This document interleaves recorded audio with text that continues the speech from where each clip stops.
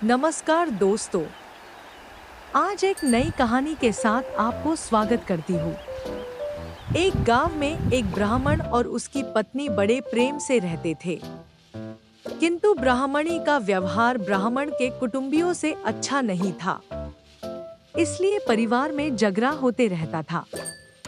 प्रतिदिन झगड़ा से मुक्ति पाने के लिए ब्राह्मण ने माँ बाप और भाई बहन का साथ छोड़कर पत्नी के साथ दूर देश में जाकर अकेले घर बसाकर रहने का निश्चय किया और दोनों चल दिए। यात्रा लंबी थी। जंगल में पहुंचने पर ब्राह्मणी का तबीयत खराब हो गई। ब्राह्मण पानी लेने गया। पानी लेकर वापस आया तो ब्राह्मणी प्राण त्याग दिया। ब्राह्मण बहुत व्याकुल होकर भगवान से प्रार्थना करने लगा। उसी समय आकाशवाणी हुई कि ब्राह्मण, यदि तू अपने प्राणों का आधा आयु इसे देना स्वीकार करे तो ब्राह्मणी जीवित हो जाएगी। ब्राह्मण ने यह स्वीकार कर लिया और आधी आयु दे दिया। ब्राह्मणी फिर जीवित हो गई। दोनों ने फिर से यात्रा शुरू कर दी। बहुत दूर चलने पर ब्राह्मण ने कहा, प्रिय, तुम यहीं ठहरो, मैं अभी भोजन लेकर आता हूँ। ब्राह्मण के जाने के बाद ब्राह्मणी अकेली रह गई। उसी समय उस रास्ते से एक युवक आ रहा था।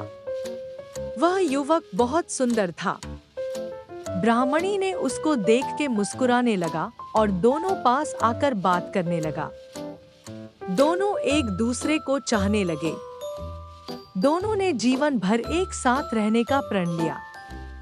ब्राह्मण ने कुछ फल लेकर जंगल से लौटा तो ब्राह्मणी ने कहा, यह व्यक्ति भूखा है, इसे भी अपने हिस्से से कुछ दे दो। जब वहां से आगे प्रस्थान करने लगे तो ब्राह्मणी ने ब्राह्मण से अनुरोध किया कि इस व्यक्ति को भी साथ ले लो, रास्ता अच्छा कट जाएगा। तुम जब कहीं जाते हो तो मैं अकेली रह जाती हूँ। बात करने को भी कोई नहीं होता। इसके साथ रहने से कोई बात करने वाला तो रहेगा। ब्राह्मण को पत्नी की बात माननी पड़ी। कुछ दूर जाकर ब्राह्मणी और युवक ने मिलकर ब्राह्मण को धोखे से कुएं में धकेल दिया।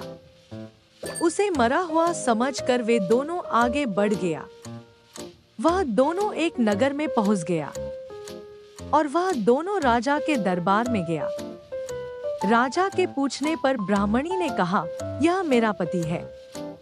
अपने बंधु बांधवों से परेशान होकर हमने देश छोड़ दिया है। राजा ने उसे अपने देश में बसने की आज्ञा दे दी। फिर दोनों खुशी खुशी वहां बस गया।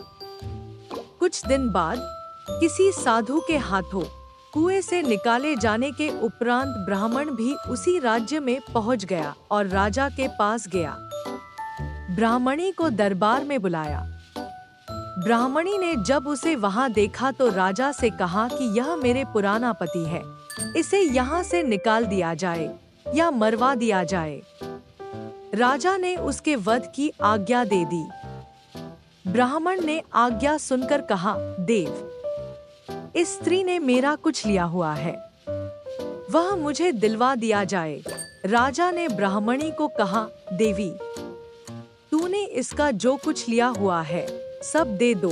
ब्राह्मणी बोली, मैंने कुछ भी नहीं लिया।